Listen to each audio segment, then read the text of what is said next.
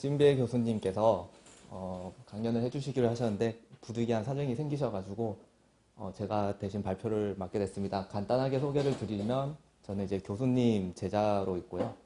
연세대학교 박사이고 지금 자율주행 스타트업 관련 회사의 연구원으로 또 있습니다. 우선 제가 시작하기 전에 오늘 이번 섹션의 주제에 대해서 조금 더 이렇게 편안하게 들으시고 그냥 좀 쉬운 내용으로 한번 흥미를 끌어보고자 하는데요. 우선 이 로봇이란 무엇일까라는 것을 제가 질문 한번 드리고 싶습니다. 이게 지금 각각 생각하는 거에 따라서 로봇이라는 게 가장 기본적으로 생각이 되는 것은 로봇은 사람을 가장 닮은 어떤 머신, 기계 이렇게 생각을 할 수도 있는데요. 지금 제가 시작하기 전에 여러분들께서 개인적으로 로봇에 대한 정의를 한번 내리시고 지금 제 발표가 끝나고 나서 그 정의가 어떻게 또 달라지는지 제가 처음에 생각했던 거랑 같았는지 한번 비교를 해보시면 재밌을 것 같거든요. 그래서 이 로봇이라고 하는 것은 처음에 말씀드린 대로 이 사람의 역할을 가장 비슷하게 할 수 있는 기계를 만드는 것이라고 했는데 이제 처음에 정의였습니다. 그 재밌는 것은 이게 이제 로봇이라는 어원은 이 체코에서부터 체코의 로봇이라는 뜻이 일한다는 게 있습니다. 여기서부터 이제 어원이 시작이 됐고요. 로봇의 역사가 쭉 있는데 사실 개념은 1921년이라는 이제 거의 100년 전에 나타났죠. 또 체코의 극작가분에 의해서 로봇이라는 용어가 발생이 되었는데 사실 처음에 연구는 비교적 좀 느린 편이었습니다. 그래서 수십 년 동안 저희가 로봇으로 결국에 발전이 된 것은 공장 자동화에 사용되는 그 로봇 팔 이쪽으로 많이 개발이 되다가 1963년에 보면은 최초의 인공팔 설계가 되었다는데 이것도 공장에서 사용하는 그런 간단한 로봇 팔이 되겠습니다. 그러다가 이제 2000년쯤이 지나서 네. 여기 인터뷰. 네. 근데 이게 스크린에는 잘 안 나와요. 네네네. 요게 먹어서요. 네. 자, 그러다가 지금 2020년이잖아요. 이때 한번 보게 되면은 2세대 로봇이라고 하는데 요즘 많이 나오고 있습니다. 학습을 통해 스스로 배울 수 있게 되는 이런 로봇이라고 하는데 어느 정도 맞다고 생각이 들지 않나요? 요즘 딥러닝이라고 해가지고 기계가 스스로 학습을 하는 데 관한 연구가 굉장히 많이 진행이 되고 있습니다. 그러면 이제 후에 30년, 40년을 보게 되면은 2030년에는 이제 로봇이 사물의 용도를 스스로 이해를 하게 되고 2040년이 되면은 인간처럼 독창적인 사고가 가능할 것이라 는 예상을 하고 있습니다. 그리고 2050년이 되면 뭐 인간을 뛰어넘지 않을까라는 어떤 이런 이렇게 주장을 하시는 연구를 하시는 분들도 있는데요. 2045년을 싱귤러리티 이어라고 해서 아마 이제 로봇이 인간을 뛰어넘지 않을까라고 말은 이렇게 하는 경우도 있습니다. 이게 어떻게 보면 살짝 무섭게 들릴 수도 있겠지만 그냥 그만큼 인간의 기술이 또 발전을 한다라고 볼 수도 있지 않을까라고 생각을 하고요. 네. 2045년이 이제 25년, 26년 정도밖에 남지 않았거든요. 그래서 아마 이때 이제 로봇이 어떻게 발전하는지를 기대해 보는 것도 좀 흥미로운 점이 아닐까 생각을 합니다. 네. 크게 로봇을 1세대, 2세대, 3세대로 나눠 보면은요. 처음에 이제 1세대 로봇은 처음에 말씀드린 것처럼 1960년부터 근 40년 동안 공장 자동화를 위해서 많이 발달이 되었습니다. 그래서 단순히 작업하는 로봇팔, 매니플레이터라고 하는데 이런 산업용 로봇 아직도 많이 연구가 진행되고 있죠. 그러다가 2000년이 지나면서 좀 더 이렇게 기술이 혁신이 되면서 사람에게 즐거움을 줄 수 있는 로봇, 어떤 애완용 로봇이라든지 게임용 로봇이라든지 이런 쪽으로 많이 진행이 되었고요. 여러분 잘 아시겠지만은 2016년 이전 알파고가 나오면서 좀 인공지능이 그때 붐이 확 일어났습니다. 네. 그래서 그때쯤을 기점으로 3세대라고 해서 인공지능 로봇, IoT 결합 시스템 이런 게 나왔는데요. 사실 그 인공지능이라는 개념이 2015년도에 나온 게 아니고 이미 수십 년 전에 나왔던 개념이거든요. 근데 그때는 당시 이제 계산을 할 수 있는 컴퓨터의 발전이라든지 이런 게 없었기 때문에 사실 처음에는 그렇게 환영을 받지 못했습니다.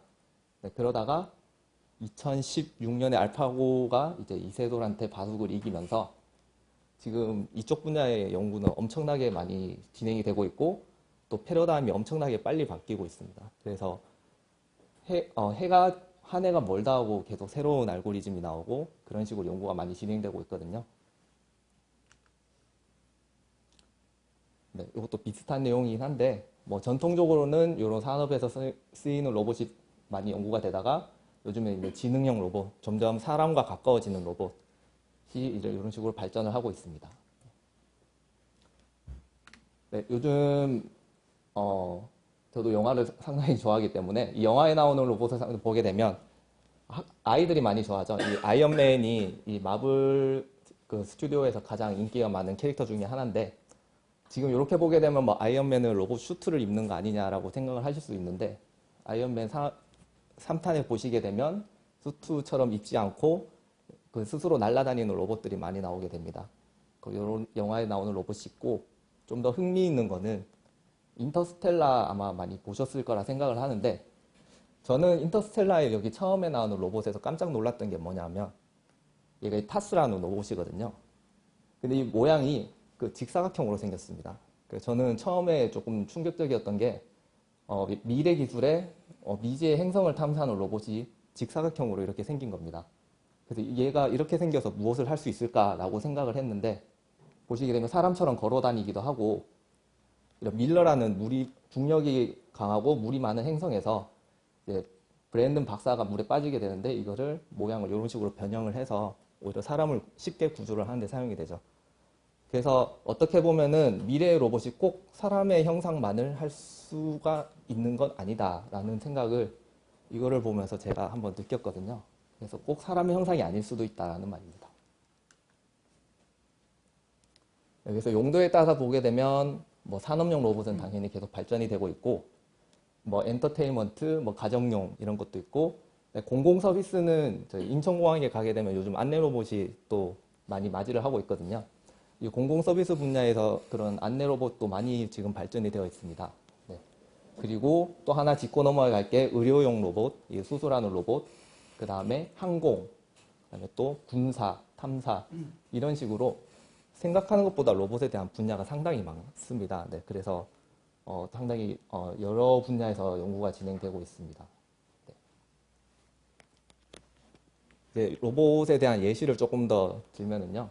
이런 가정용 로봇에는 뭐 큐리라든지 이런 거는 사람의 언어를 이해하는 조금 요즘 카카오 로봇처럼 집에서 하나씩 있잖아요. 그 제가 음성으로 주문을 하면은 그 카카오가 그 제가 말 들은 거를 이렇게 집에서 뭐 환경 시스템을 바꿔준다든지 뭐 그런 거랑 비슷하게 되고 강아지 모양이랑 비슷한 일본 소니에서 개발한 제품인 뭐 이런 게 있는데요. 뒤에 한번 보시게 되면 이제 혼다의 야시모는 많이 아시죠? 이게 옛날부터 나오긴 했는데 뭐 요즘에는 뛰기, 걷기, 그 다음에 달리기 등 사람과 유사하게 만드는 그런 아시모 로봇도 있고 아마 이 소피아라는 것도 많이 보셨을 것 같습니다. 이것은 이제 홍콩에 본사를 둔 헨슨 로보틱스에서 개발을 했는데 일단 그 외모 자체가 사람과 매우 유사하게 생겼죠. 그래서 한번 보게 되면은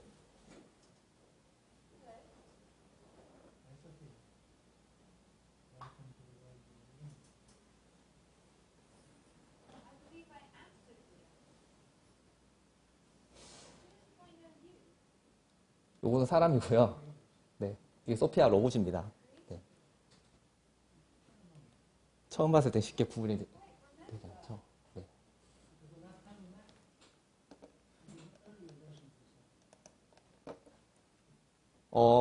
네, 소피아 나오는 걸로요.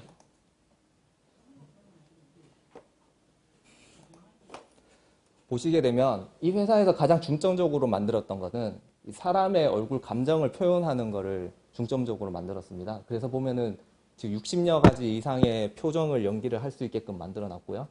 그다음에 이런 재질, 피부 감각도 사람과 비슷하게 만들었고, 유일하게 이제 차이점을 주기 위해서 일부러 머리 대신에 머리카락 대신에 이제 뒤에 있는 회로가 보이도록 이런 식으로 되어 있습니다.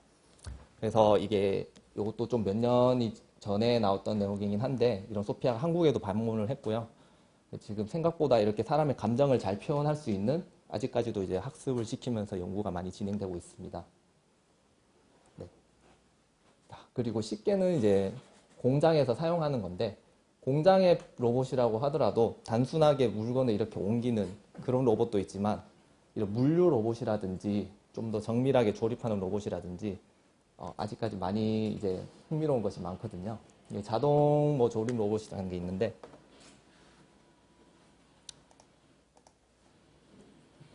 이 동영상 스킵이 조금 안 돼서 이런 공장에서 예전에는 단순하게 물건을 옮기다든지 이런 것에서 이제 조립을 하는데도 기계 하나가 여러 가지 조립을 할 수 있습니다. 그리고 좀 세밀한 조립을 할 수 있고요. 이런 식으로 많이 되어 있습니다.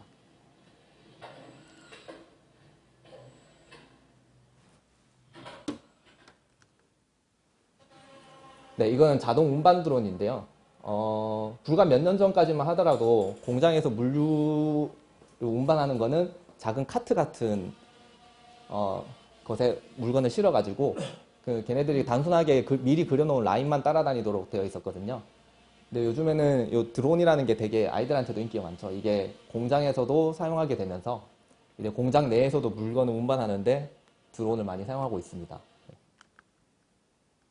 자, 그래서 드론에서 조금 더 보게 되면은 이거 건설을 하는 데 있어서도 드론이 많이 사용되기도 하고 그 뒤에 있는 흥미로운 저글링 쿼드로터라는 것도 있는데요. 뒤에서 잠깐 보게 되면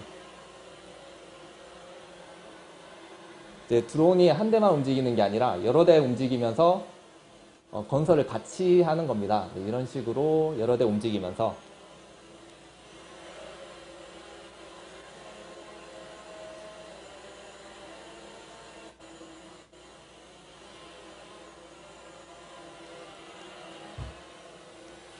네, 이런 식으로 사람이 직접 쌓는 것 대신에 드론이 하는 게 있고 그다음에 저글링 쿼드로터라는 게 있는데 이거는 좀 재미있게 보시면 될 것 같거든요.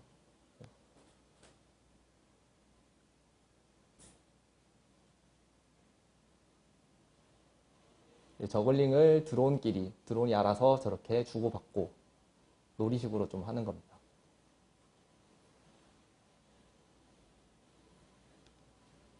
네. 이 쿼드로터라는 거는 날개가 4개 달린 드론을 쿼드로터라고 하거든요. 네. 네, 그리고 이제 인공지능의 이제 기술에 대해서 살짝 말씀을 드리겠습니다. 우선 상황 인식이라는 게 있는데 상황 인식이라는 것은 세멘틱 세그멘테이션이라고 해서 자, 로봇이 사람처럼 움직이기 위해서는 단계가 첫 번째로는 인식을 해야 되겠죠. 그게 이제 카메라로 인식을 하는 거고 인식이 되었으면 상황 판단을 하게 됩니다. 네, 그런 단계가 상황 인식이 되겠고요. 그 다음에 슬램이라고 하는 거는 있는데 슬램은 Simultaneous Localization and Mapping이라고 해서 미지의 상황에서 이제 로봇이 움직이면서 지도도 그리고 그 다음에 자기가 어디 있는지도 알고 이런 내용인데요. 슬램은 여러분들 집에도 사용하는 기술일 수도 있습니다. 로봇 청소기. 이 로봇 청소기가 이런 슬램을 활용해가지고 집안을 돌아다니면서 집의 지도도 그리고 스스로 청소도 하고 하는 이제 기술입니다.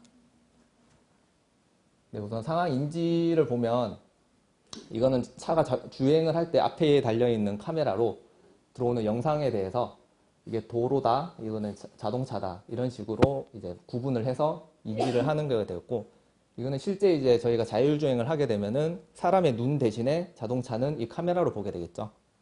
지금 단순하게 이런 식으로 구분을 시켜놨는데 현재 어디까지 와 있냐 하면은 요건 자동차이며 거리가 몇 미터 떨어져 있다. 요거는 가로수이며 거리가 어느 정도 떨어져 있다. 여기는 차선이 있다. 저기는 사람이 지나간다. 사람이 몇 미터 떨어져 있다. 이게 실시간으로 요즘 다 업데이트가 되고 있습니다. 네, 굉장히 빨리 이제 발전이 되고 있고요. 이제 요거는 슬램이라는 건데요. 슬램에도 종류가 여러 가지가 있는데 이거는 비주얼 슬램이라고 해가지고 카메라로 들어오는 이러한 영상에서 자기들이 특징을 잡아서 이 방에 있는 지도를 로봇 스스로 만들고 자기 로봇의 위치가 어디 있는지 이렇게 찾아내는 기술 중에 하나가 되겠습니다. 네, 이쪽은 이제 지금 저도 열심히 연구를 하는 분야 중에 하나인데 자율주행 자동차와 뭐 드론 자율 탐사 이런 식으로 되어 있습니다. 뒤에도 있나요? 네, 그 자율주행 자동차는 최근에 몇 년 동안 계속 화두가 되어서 많이 아실 텐데요. 이런 자율주행 자동차는 기술이 하나만 있는 게 아니고 또 여러 가지로 합성이 되어서 아까 앞서 보여드렸던 이런 인지 기술, 그 다음에 이렇게 상황이 인지가 되면 판단을 해야 되겠죠. 내가 어디로 가야 되는지. 그럼 어디로 가야 된다는 상황 판단, 그거를 하기 위한 제어. 그러니까 이제 자동차 핸들을 사람이 돌리는 게 아니고 자동차 스스로 돌릴 수 있게끔 하는 것까지. 그리고 최종적으로는 원하는 목적지에 안전하게 가기까지. 그런 식으로 나누어서 자율주행이 연구가 되고 있고, 그다음에 드론 자율 탐사도 이제 비슷한 내용입니다. 자, 그리고 의료용 로봇에 관한 내용도 빠질 수가 없는데요. 지금 이제 수술용 로봇으로 굉장히 미세한 영역까지 로봇이 지금 수술을 하고 있고, 또 심혈관 청소 로봇이라는 게 있는데 이것도 뒤에 여기 동영상이 있습니다. 다빈치라는 건데 어느 정도 미세하게 수술을 할 수 있는지까지 한번 보게 되면은요.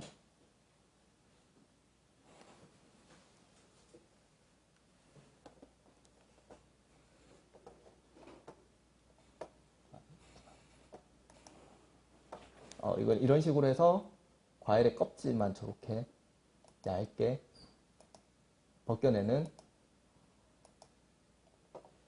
네, 로봇이 되겠습니다. 그리고 이거는 이제 심혈관 청소하는 로봇인데요. The catheter is first positioned just proximal to the clot.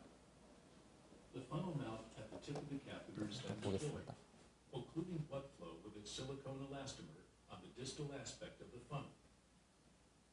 This results in the mouth of the funnel tip being maximally expanded in a radial fashion by the patient's potential for distal 네, embolization. 이런 식으로 해서 Patient's blood pressure, along with radial force of the funnel tip, arrests blood flow. The thrombo wire is inserted through the catheter. Suction is discontinued, and the catheter tip is undeployed, restoring distal. 이 혈관을 청소하는 것을 로봇이 이제 스스로 다 잘 할 수 있게끔 Vacuum extraction can accelerate 하고 towards a balloon. 네. 그리고 앱손에 이제 전통적으로 이 앱손이라는 회사가 산업용 로봇에 좀 강하게 되어 있습니다. 그래서 자동화 생산 로봇 이런 거 많이 하고요. 그다음에 최근에 또 요리 로봇이라고 해서 요리를 이렇게 로봇이 스스로 할 수 있는 게 많이 나와 있죠. 그리고 일본에 이런 개발하고 있는 게 있는데 아마 인터넷에 보면 요리를 실패하는 영상이 많이 재미있게 나오는데 이렇게 요리를 잘하는 로봇도 상당히 많습니다.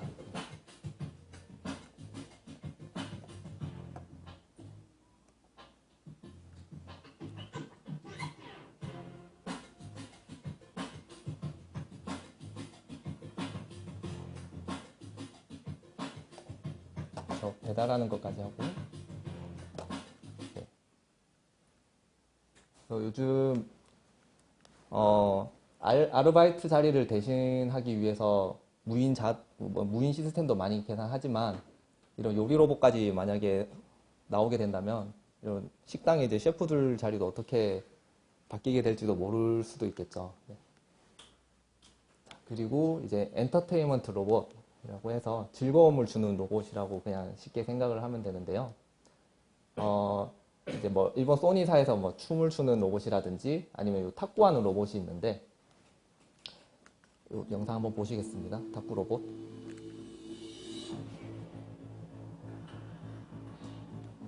이게 간단하게 보일 수도 있지만 탁구가 굉장히 빨리 왔다 갔다 하잖아요. 그런데 이제 팔 하나로 그거를 인지를 하고 따라가서 다시 스윙까지 하는 게 굉장히 어려운 기술이긴 하거든요.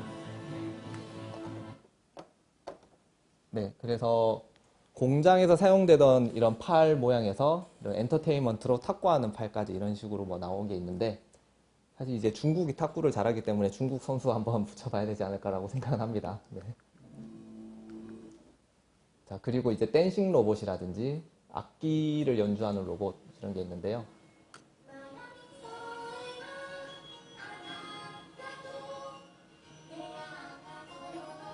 사람처럼 저렇게 춤을 추는 로봇입니다. 네.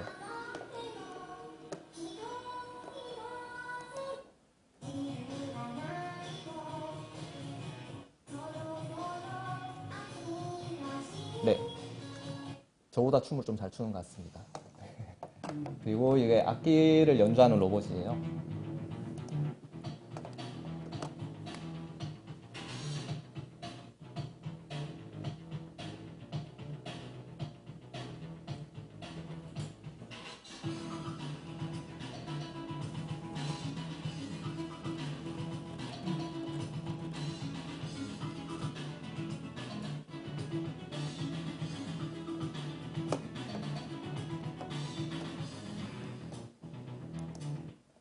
네, 동영상이 많아서 적당히 넘어가도록 하겠습니다. 그리고 요거는 미국 뭐 나사 이런 데서 많이 사용을 하는 탐사용 로봇 큐리오시티가 있고요. 뭐 우리나라에서는 크레스프터 6000이라는 이런 뭐 심해 무인 잠수정 이런 것도 있습니다. 탐사용 로봇. 그다음에 항공용 로봇은 아까 제가 잠깐 설명을 드렸는데 요 4개가 달린 거를 쿼드로터라고 하고 8개가 달린 것도 있고 다양하게 많습니다. 네. 이제 버터플라이 드론이라고 하는 거는 말 그대로 나비와 비슷하게 생긴 드론인데요. 우선 쿼드로터가 움직이는 걸 보면 저렇게 바닥에서부터 움직이는 게 있어요. 이렇게 다니다가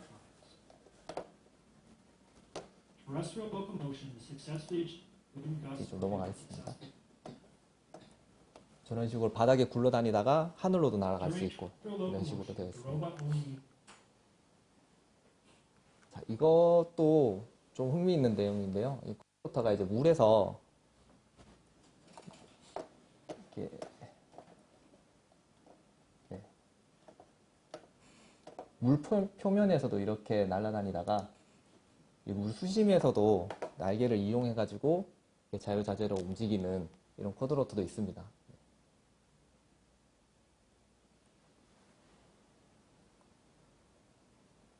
네, 다음 영상이 조금 재밌는데 요게 이제 버터플라이 드론이라고 해서 나비 드론이거든요.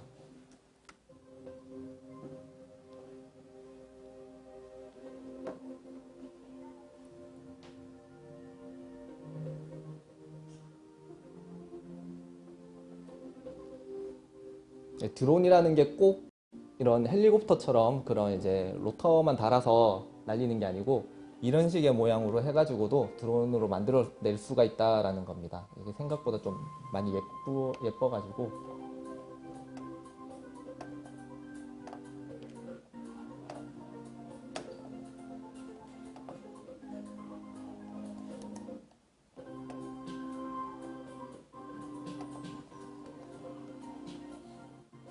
네. 그리고 이거는 저희 평창 올림픽 할 때 많이 보셨을 것 같은데요. 이거는 이제 100대, 드론 100대가 군집 비행하는 여러 평창 올림픽 할 때 많이 보셨죠. 전부 다 드론으로 동시에 제어를 하면서 좀 많이 또 인텔에서 이제 연구를 진행한 건데 우리나라에서 이렇게 진행을 해서 요거는 소리가 안 나서요.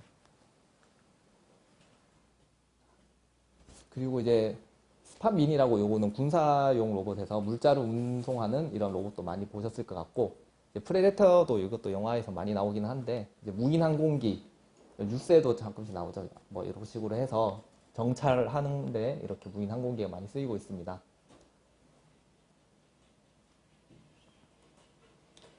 저 뭐 사족보행인데요. 인터넷에서 뭐 요 로봇이 많이 넘어지는 짤로 많이 나오기는 하는데 생각보다 저렇게 잘 움직입니다. 네. 이런 식으로 해서 네, 저렇게 낮은 높이도 저렇게 움직일 수 있고요.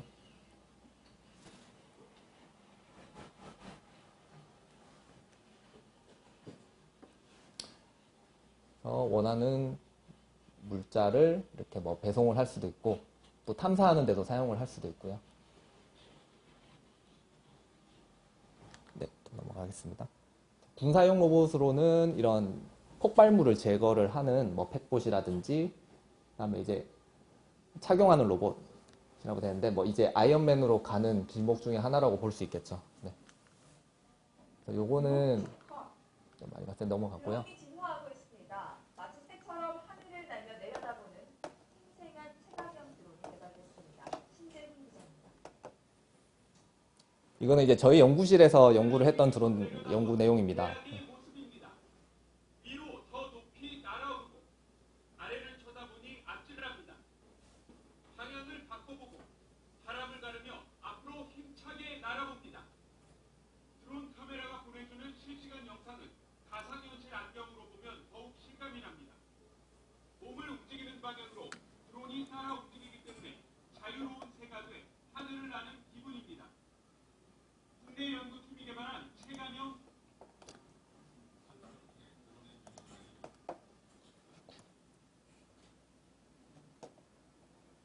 네, 이 체감형 드론이 보시게 되면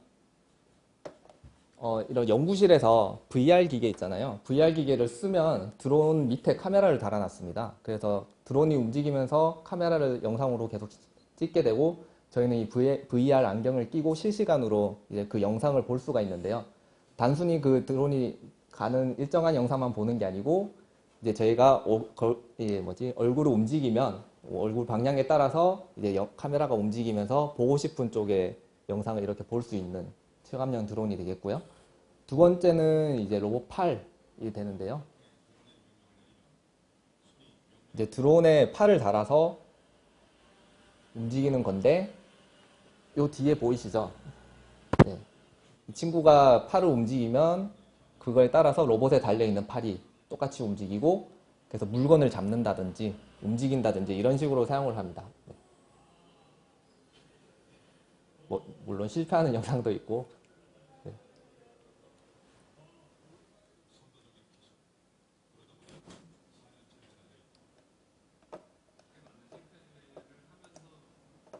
네, 여기까지 보고.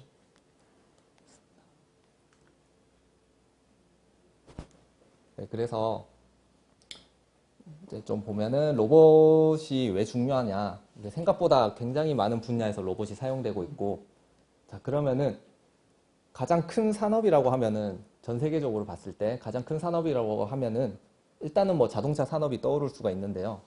아까도 보면은 자율주행이라는 분야는 어떤 로봇 산업의 한 카테고리에 불과할 정도로 로봇이라는 분야가 범위가 굉장히 넓다는 것을 알 수 있습니다. 그래서 자동차 산업 규모 이상의 엄청난 성장의 잠재력을 보유한 어떤 그런 미래의 산업이 되겠고, 그 다음에 이 기술이라는 게 사람의 눈, 팔, 다리, 인지, 머리, 이런 뇌까지 모든 첨단 기술이 이제 융합이 되어 있는 그런 분야이기 때문에 기술 혁신에 있어서도 가장 중요하고요. 그 다음에 이런 고령화가 됨에 따라서 이제 그 노동력을 대체할 수 있는 이런 복지 사회를 실현할 수 있는 로봇 산업이 되기 때문에 굉장히 중요하다고 여기고 있습니다. 일단 그 해외 연구 동향을 좀 보게 되면은요, 전통적으로 일본이 로봇에 대해서 좀 강국입니다. 보면은 우선적으로 좀 뭐 혼다라든지 이런 인간형 로봇도 있었지만 부품 기술에 대한 로봇이 좀 있었고, 미국 같은 경우에는 최근에는 이제 인공지능 이런 분야에 미국이 좀 강세죠. 그래서 뭐 세계 1위, 2위 이런 건 있는데 분야에 따라서 조금 다르기 때문에 그런 식으로 보시게 되면 미국은 약간 인공지능 쪽으로 최근 선두주자로 많이 나가고 있고요. EU나 이런 유럽 쪽에서는 전통적으로는 제조하는 로봇. 그래서 ABB사가 원래 좀 큰 회사인데 이런 스웨덴 기업이나 뭐 독일이라든지 이런 쪽으로는 또 EU에서는 또 이쪽으로 많이 연구가 진행되고 있습니다. 네, 그래서 조금 더 보게 되면 미국과 유럽에서는 이 로봇이 어떤 기능을 하느냐라는 쪽으로 뭐 많이 발전이 되고 있으면 일본은 이제 인간과 어떤 관계를 지니게 되느냐에 약간 조금 개인적으로는 좀 감성적으로 이렇게 접근을 하는 게 있는데요. 서로 이렇게 많이 보완을 해가면서 발전을 하고 있습니다. 네, 마지막으로 국내는 그러면 어떻게 진행이 되느냐라고 했을 때, 원래 이제 휴보라고 카이스트에서도 많이 예전부터 진행이 되고 있었지만 아직까지는 이런 간단한 로봇이 워낙 분야가 많기 때문에 이런 중소나 벤처 기업 창업이 좀 활발하게 되어 있고요. 이런 작은 회사들에서 먼저 아이디어가 나와서 로봇이 조금 더 발전하는 그런 시장이 많이 있습니다. 네. 그 약점이라고 해야 되나요? 어쨌든 미리 시작한 선진국에 비해서는 아직 기술 격차가 조금 있지 않나라는 뭐 분석은 있는데 분야에 따라서 이제 또 저희가 또 뛰어난 부분은 확실히 뛰어나고 그러지 않은 부분은 또 그러지 않고 이런 식으로 되어 있습니다. 그 인프라라고 하는 거는 확실히 이제 우리나라 사람이 새로운 문화를 잘 받아들이는 경향이 있어요. 되게 보수적이라고 생각할지도 모르겠지만 우리가 로봇이라고 했을 때 상당히 거부감이 없이 또 흥미 있게 많이 잘 받아들인다는 점은 앞으로도 이제 좀 많이 발전을 할 수 있는 그런 계기가 될 것 같고요. 그런 면에서 인프라 쪽에서 봤을 때는 아직까지는 로봇을 연구하는 인력이 많이 없습니다. 네, 그 제어 쪽에서 봤을 때는 인력이 조금 부족하고 그다음에 표준화라든지 뭐 이런 분야가 조금 더 해야 될 것 같습니다. 네, 이상 발표 마치도록 하겠습니다. 감사합니다. 혹시 뭐 내용 중에서 질문 있으시면 하나 갖다 갈까요? 질문이 없어요. 한국에서는 가정용에서 이렇게 좀뭐 물떠와 이런 거 할 수 있는 로봇이 언제 필요할 것 같아요. 그 제가 서비스로. 공대를 간다고 한 게 이제 저 뭐 한 10여 년 전이긴 한데요. 저희 어머니가 이게 설거지부터 시작을 해서 건조를 하는 로봇이 언제 나오냐고 그때부터 이 말씀을 하셨습니다. 그 지금 뭐 언젠가는 나오지 않을까요? 지금 벤처 기업하고 있다고 했잖아요. 네네네. 네. 가장 어려운 점이 뭐예요? 기술이에요? 아니면 제도예요? 인력이에요? 법이에요? 저희 이제 회사가 지금 자율주행 정밀 지도를 만드는 회사거든요. 그래서 인력은 이제 뭐 학교 창업으로 시작을 해가지고 많이 이제 주변에서 모으고는 있는데, 아직까지는 조금 인프라라든지 그런 제도라든지 그런 쪽에서 좀 제약이 있는 것 같습니다. 아직까지는 저희는 스타트업 기업이라고 하면은 이제 큰 회사에서 봤을 때는 아직까지는 좀 이런 거리감을 둔다고 해야 될까요? 그런 부분에서도 많이 있고 또 정부의 과제 같은 거 지원을 많이 할 때도 조금 더 이제 열린 생각으로 좀 봐줬으면은 저희 좀 더 이제 적극적으로 연구를 진행할 수 있지 않겠냐라는 생각을 하거든요. 네. 네. 고령화 상황이니까요. 네. 요양을 돕는 그런 로봇 같은 것도 있는지. 요양, 요양을 돕는 아, 어떻게 해야 할까요? 현실적인. 네, 맞습니다. 치매 관련된 로봇이 나온 거예요. 가운데학교에서 계속 말 걸어주고 스킨십 해주고 이 로봇이 독거노인이 좀 케어가 안 되고 있어서 로봇을 케어하지 않았을 때 아 이분의 문제가 있구나를 보건사고 시스템화 해가지고 지원하는 사업도 있고 네. 요양원에서 그걸 통해서 할머니들이 되게 개선됐다는 얘기도 있었고 확실히 지금 사람이 하는 일을 완전히 대체해서 어떤 로봇이 바로 나온다라기보다는 그거를 단계로 나눠서 하나부터 이렇게 차근차근 발전해 나가려는 방향이 있습니다. 네. 네. 발표해 주신 우리 강정민 박사님께 감사의 감사합니다.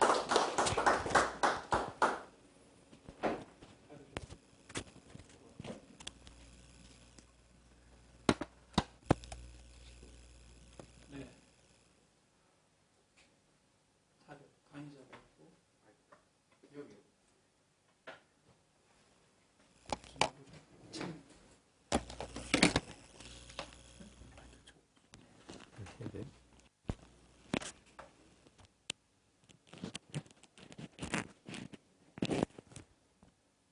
이어서